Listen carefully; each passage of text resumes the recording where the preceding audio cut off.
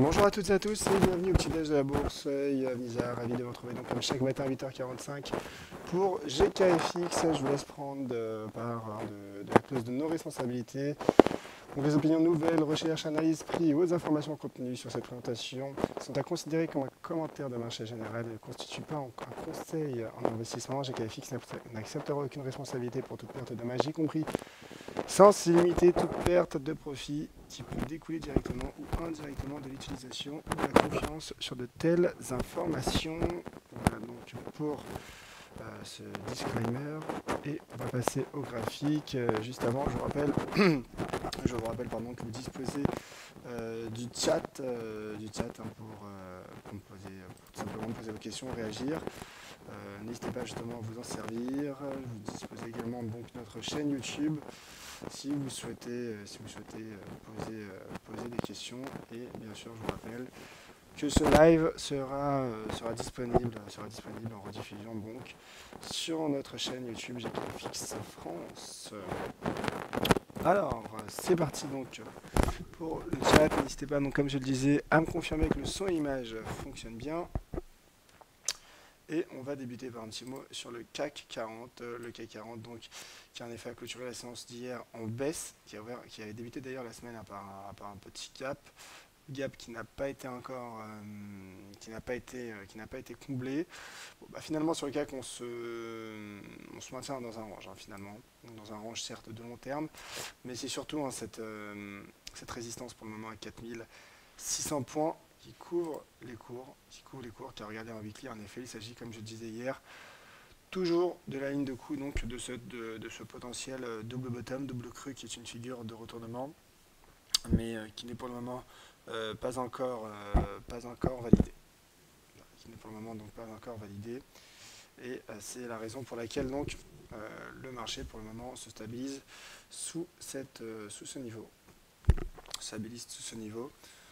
Donc en effet sous les 4600 points et sur une vision swing, le risque est plutôt, je dirais, baissier, bien que le mouvement soit tout de même latéral, car le marché finalement est pris en sandwich entre les 4600 et les 4000, donc là c'est sur du moyen terme, 4250 points.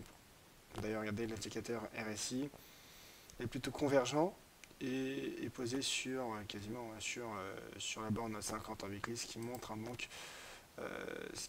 donc finalement la neutralité de ce marché actuellement.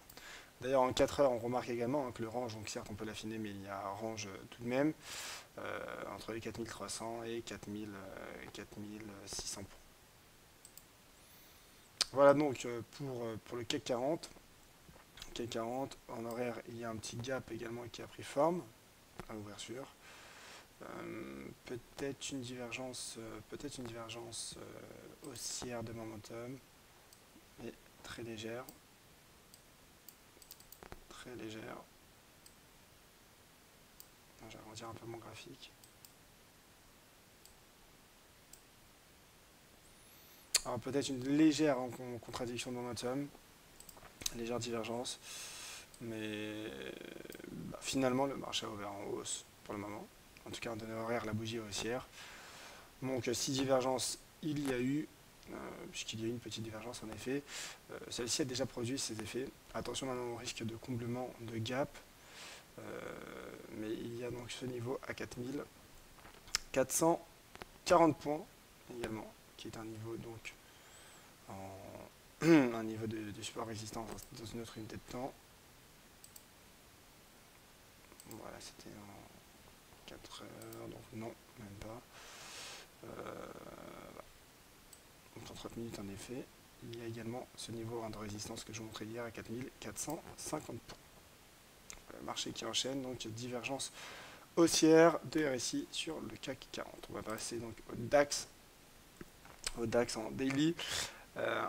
Donc en effet, le marché, finalement, déjà il y a cet indicateur RSI qui est toujours couvert par cette oblique baissière. Donc on dit que le risque est plutôt baissier sur le DAX, en tout cas en daily, lorsqu'on voit ce graphique. Il y a bien évidemment également l'image du CAC. En tout cas, il y a cette résistance à 10 765 points. 10 765 points, donc résistance. Et on va affiner un petit peu. Donc là, je passe en weekly. Donc en weekly, il y a également voilà, ce mont baissier. On peut même tracer une oblique, je pense. Une oblique. Voilà, nous avons nos 3 points de contact. Donc le risque est baissier hein, lorsqu'on voit cette droite de tendance sur, sur le DAX. Alors bien sûr, là, c'est sur une vision plutôt moyen terme. Et donc, on va affiner également pour tenter de dégager des stratégies intraday.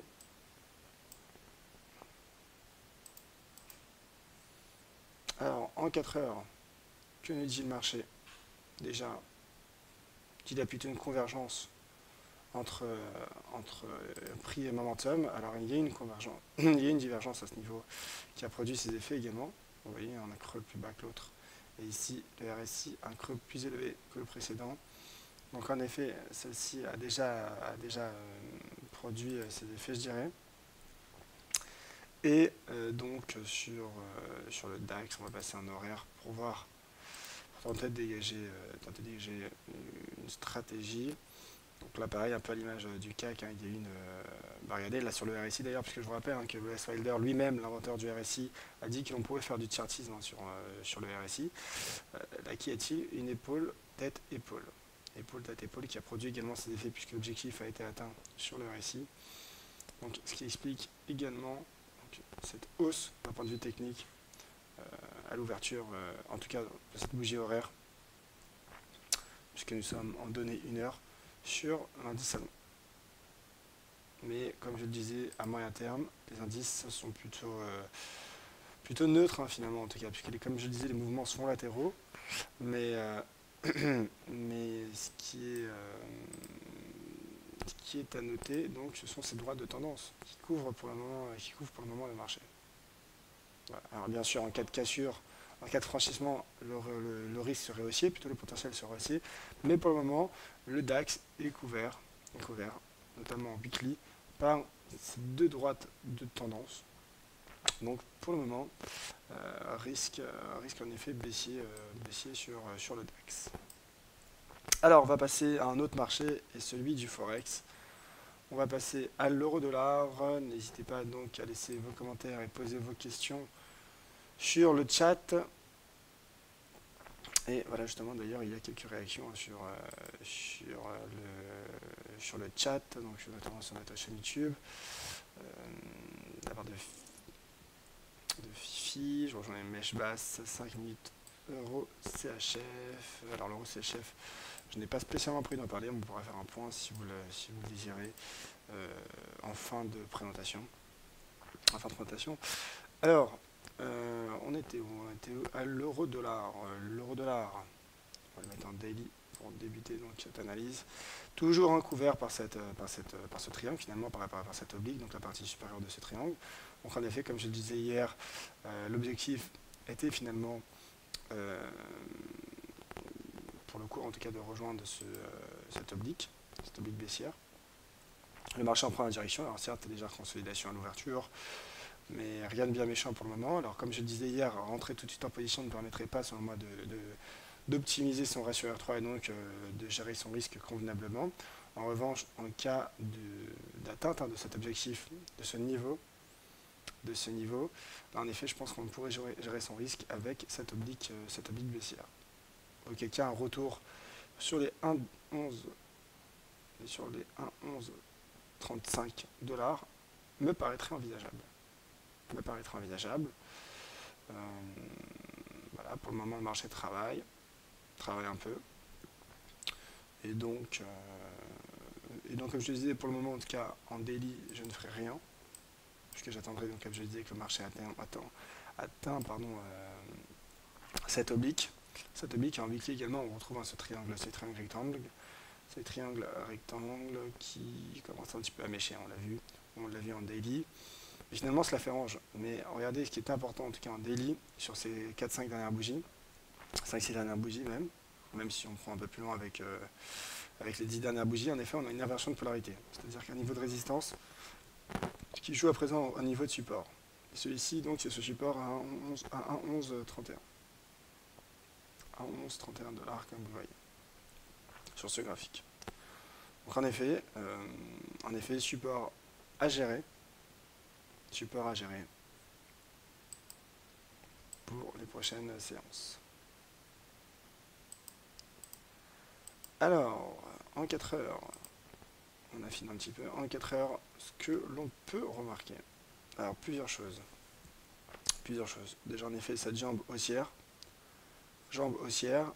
et là, en effet, il y a, regardez bien, un drapeau qui prend forme, un drapeau baissier. Drapeau qui est une figure de continuation, je le rappelle, voire même un fanion. Fanion qui est également de toute façon une figure de continuation. Donc, après abord, on peut se dire en effet que le marché a le potentiel pour aller chercher l'oblique baissière. Cette oblique baissière à 1,13 dont je vous parlais. Toutefois, lorsque je regarde le RSI m'interpelle, donc je vais mettre mon graphique en données linéaires, et on remarque qu'il y a une petite contradiction de momentum. Alors il ne s'agit pas d'une divergence de momentum, je vais m'expliquer. Pourquoi il ne s'agit pas d'une divergence de momentum? Car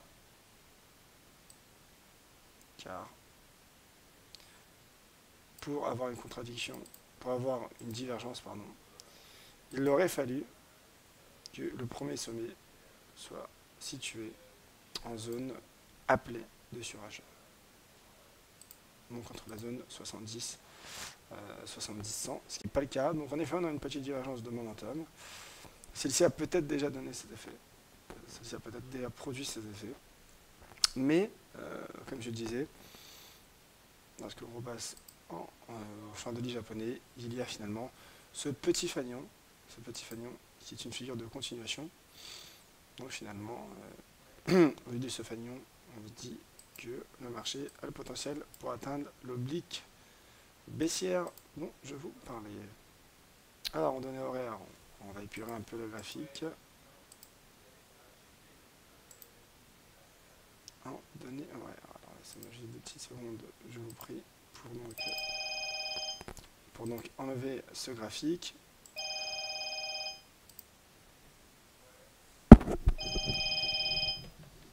Juste un instant s'il vous plaît. Donc,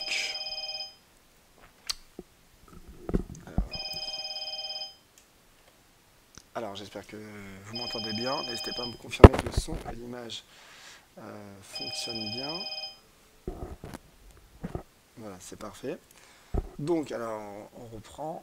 Je vais m'excuser, en fait, j'ai un petit problème de son, mais c'est bon, tout est rentré dans l'ordre. Donc là, en effet, en horaire, également, ce que l'on voit, le marché qui se replie après un 2J, qui est une figure, qui est une bougie d'indécision. Alors, divergence ou pas divergence. Alors, en effet, pour ceux qui ne connaissent pas, j'utilise assez ces divergences de momentum. De chartisme, bien évidemment, mais également divergence de momentum. Donc, là, il y a tête-épaule qui a produit ses effets déjà, qui a produit ses effets sur l'euro-dollar.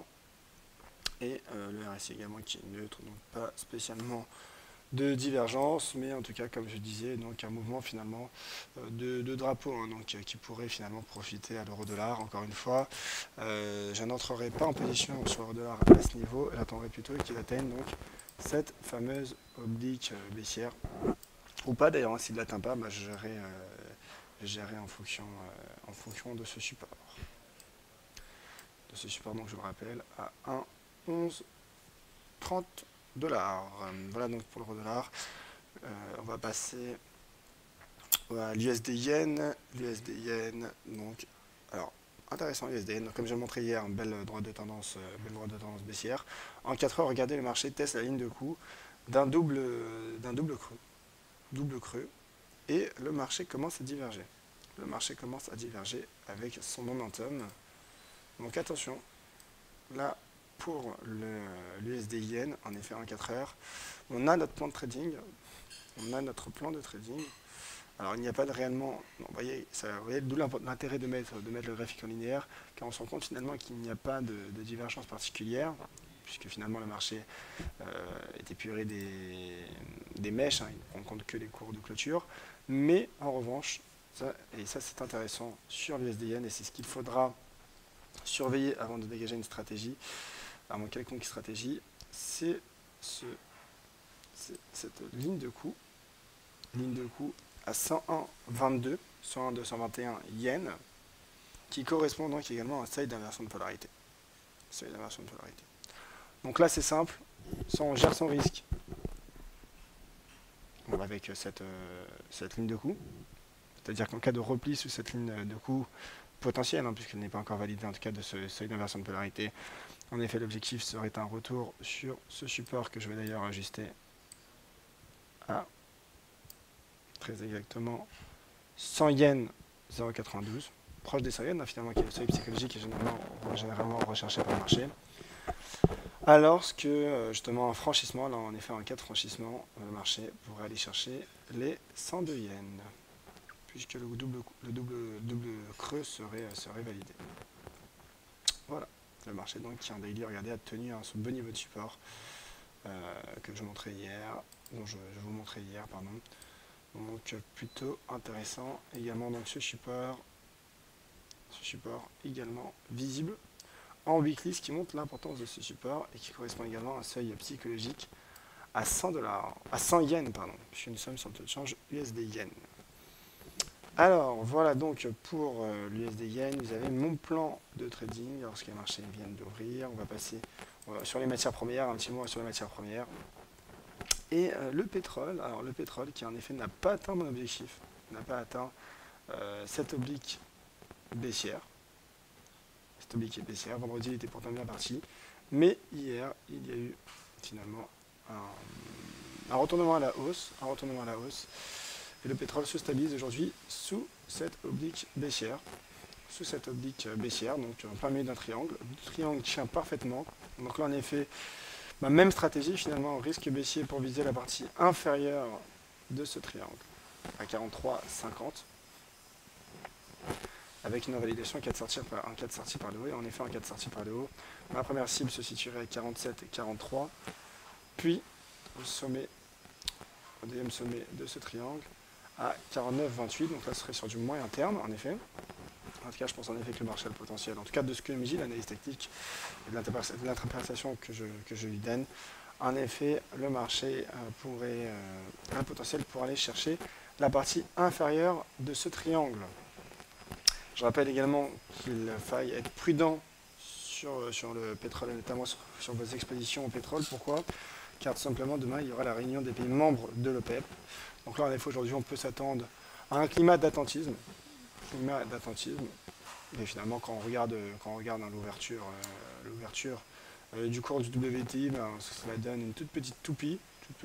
Donc finalement, indécision totale, attentisme parfait pour le moment, pour le cours du WTI, c'est plutôt logique, car demain, grosse journée. Au-delà donc de l'OPEP, il y aura également la publication des stocks hebdomadaires, des stocks de pétrole hebdomadaires aux États-Unis. Cette publication est bien sûr la publication majeure qui provoque le plus de volatilité sur le pétrole chaque semaine. Mais là demain sera particulier car, comme vous l'avez compris, il y a la réunion des pays membres de l'OPEP. Donc attentisme pour le cours du pétrole, mais on peut gérer en effet son risque avec la partie supérieure de ce triangle. Ensuite, on va terminer par le cours du gold. Le gold également qui maintient son fanion et la baisse donc prend forme. La baisse prend forme après deux bougies, deux petites toupies également, trois petites toupies même, qui se sont formées. Le repli sous la partie supérieure prend forme. Et donc, ma stratégie d'hier pour un retour dans un premier temps sur cette oblique à 1312 prend également forme. 1315 $ même. 1312 $. Voilà. La partie, en tout cas cette oblique. En cas de cassure de l'oblique, là le marché, je pense qu'il irait chercher la partie supérieure, la partie inférieure de ce fanion, qui reste une figure de continuation. Et le marché, le cours de l'once d'or est également soutenu par cette oblique haussière. Et donc sur du moyen terme, en effet, vous connaissez mon sentiment sur le cours de l'once d'or, je suis haussier. Mais là, en effet, à court terme, une consolidation sous ce fanion me paraît envisageable au vu de l'ouverture du cours du l'once d'or, mais surtout au vu des dernières clôtures qui a vu l'once d'or tenir tenir ce fanion. Bien sûr, l'invalidation serait une sortie par le haut de ce fanion, auquel cas la relance haussière serait déclenchée selon moi. Voilà donc pour ce point de marché, hein, ce tour d'horizon finalement, un petit point sur les bourses, devises et matières premières. Avant de vous laisser un petit point sur les questions, justement une question sur le cours de l'once d'or, hein, le cours de l'once d'or qui est posé par visiteur sur le chat, qui demande justement s'il n'y aurait pas un double creux sur le cours de l'once d'or. Alors bien en effet, on peut avoir un double creux, mais il ne s'agit pas réellement d'un double creux, car tout simplement, le contexte n'y est pas. Pour qu'il y ait un vrai double creux, il aurait fallu qu'il y ait finalement une belle tendance baissière. Donc une belle tendance baissière, double creux, et là, déclenchement du double creux par le franchissement de la ligne de coup. Pour le moment, d'une part, la ligne de coup n'est pas franchie, mais c'est surtout en fait le double creux hein, qui n'est pas ainsi finalement, qui n'est pas double creux, puisqu'il n'y a pas de contexte baissier auparavant. Voilà. Le contexte baissier auparavant, donc pour le moment en effet, pas de double creux sur le cours de l'once d'or. Alors oui, juste avant de vous quitter, car il n'y a plus d'autres questions sur le chat, je vous un petit mot tout de même sur comment dirais-je, sur l'agenda macroéconomique, le calendrier macroéconomique du jour, que vous pouvez retrouver sur gkfx.fr.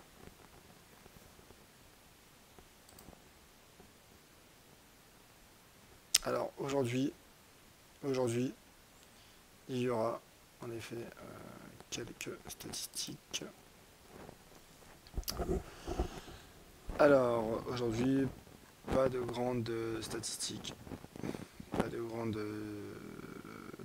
statistiques, si ce n'est tout de même la confiance des consommateurs sur le conference board à 16 h aux États-Unis, avec le PMI des services au mois de septembre aux États-Unis. Donc en effet, deux statistiques qui tout de même ont leur importance, d'autant plus qu'il n'y a pas forcément d'autres catalyseurs. A noter également en fin d'après-midi à 17 h 15 un discours de Stanley Fischer, qui est un membre donc du FOMC. Donc voilà, et une série d'autres indicateurs, mais plutôt de second rang en début d'après-midi aux États-Unis, en Europe également des petites statistiques, mais rien de